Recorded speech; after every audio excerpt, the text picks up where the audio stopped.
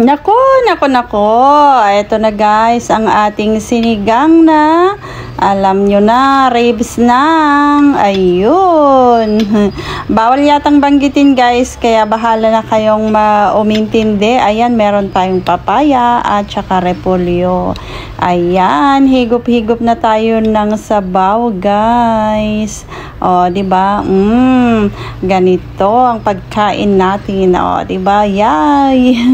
Ayan, medyo mainit-init pa dito guys at alam nyo na, ayan, nagkamay pa ako. Mas feel ko kasing kumain pag nakakamay guys, ayan, di ba?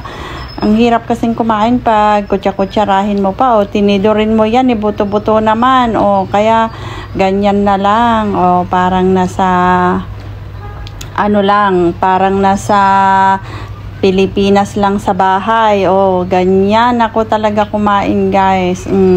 Walang kakeme-keme. Ito yung aking original. Original na katauhan.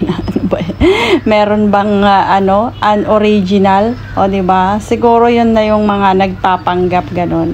Pero ako talaga ganito talaga ako kumain guys. Kahit saan ako magpunta. Ayan. Pero sa trabaho naman nagkukutsara ako. Ayan. Syempre nakakahiya naman. Baka makita ako ng mga amo kong nakakamay. Pero pag wala sila ay dala-dala ko pa rin yung pagkakamay ko guys doon.